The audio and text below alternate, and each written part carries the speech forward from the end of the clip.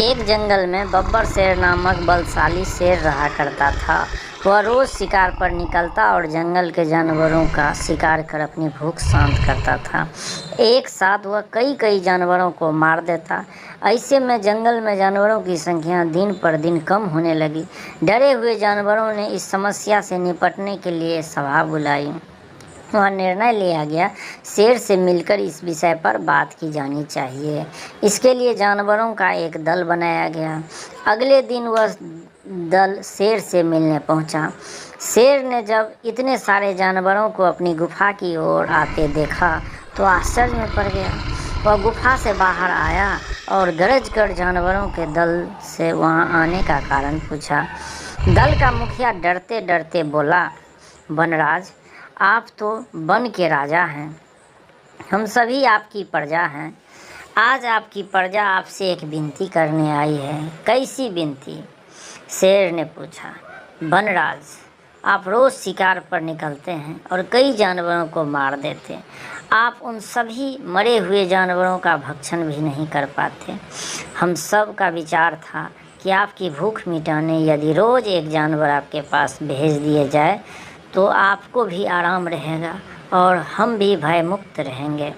शेर को बिना मेहनत शिकार प्राप्त हो रहा था, इसलिए उसने यह निवेदन स्वीकार कर लिया, किंतु साथ ही चेतावनी भी दी कि जिस दिन उसके पास जानवर नहीं पहुंचेगा उस दिन वह सबको मार डालेगा। उस दिन के बाद से प्रतिदिन एक जानवर का चुनाव कर उसे शेर के पास भेजे जाने लगा। अब शेर दिन भर गुफा में आराम करता रहता। परिणाम स्वरूप अन्य जानवर जंगल में सुकून से जीवन जीने लगे। एक दिन शेर का भोजन बनने की एक खरगोश की बारी आई। खरगोश शेर की गुफा की ओर चल तो पड़ा, किंतु मृत्यु निकट होने के कारण वह अत्यंत भयभीत था। वह धीरे धीरे कदम बढ़ाता हुआ चला जा रहा था, साथ ही किसी तरह अपने प्राण बचाने का उपाय भी सोचता जा रहा था। चलते चलते रास्ते में एक कुआं पड़ा। कुएं के पास जाकर जब खरगोश ने उसमें झांका तो उसे अपनी परछाई दिखाई पड़ी। उसी क्षण खरगोश को अपनी जान बचाने का एक उपाय सूझ गया। उपाय सूझते ही खरगोश में एक नए जोश का संचार हो गया। उसे शेर के पास जाने की कोई जल्दी नहीं थी। कुछ देर कुएं के पास आराम करने के बाद वह शेर के पास पहुंचा।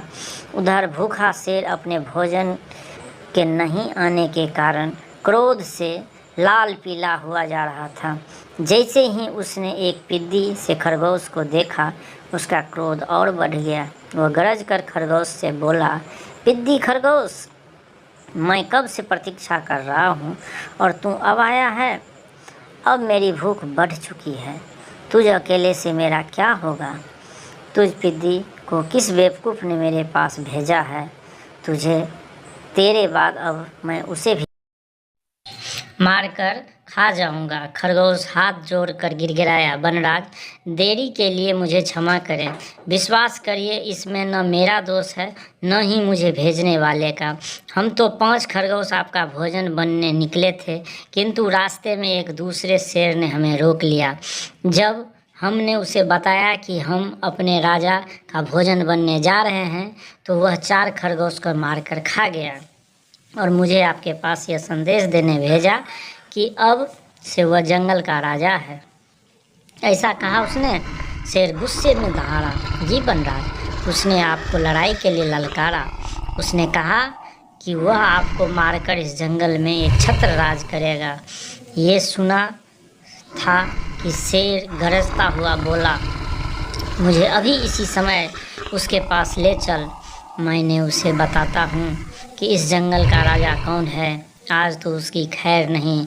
खरगोश तुरंत तैयार हो गया और शेर को लेकर कुएं के पास आ गया। कुएं को दिखाते हुए वह बोला, वनराज, ये उस शेर का दुर्ग है। वह इसी दुर्ग में रहता है। आप दुर्ग के द्वार से उसे ललकारिए। शेर ने कुएं में झांक कर देखा तो उसे अपनी परछाई नजर आई। परछाई देखकर उसने सोचा कि अवश्य ही वह दूसरा शेर है और ज़ोर से दहाड़ते हुए उसे ललकारने लगा। कुएं की दीवार से टकराकर आती हुई अपनी ही दहाड़ की प्रतिध्वनि सुनकर और अपनी परछाई देख उसे लगा कि दूसरा शेर भी दहाड़ते हुए उसे ललकार रहा है। उस ललकार का उत्तर देते हुए उसने कुएं में छलांग लगा दी। कुएं की दीवार से ये टकराता हुआ वह पानी में गिरा और डूबकर मर गया। शेर के मरने के बाद खरगोश खुशी खुशी वापस लौटा और जंगल के अन्य जानवरों को खुशखबरी सुनाई। सुनकर सभी बहुत खुश हुए। सब ने खरगोश की प्रशंसा की। सीख: बुद्धि बल सबसे बड़ा बल होता है, इसलिए मुश्किल घड़ी में सदा बुद्धिमान से काम लेना चाहिए। बुद्धि का इस्तेमाल कर हर समस्या का समाधान किया जा सकता है। यह कहानी अगर आपको अच्छी लगे तो सब्सक्राइब करें, कमेंट्स करें, शेयर करें।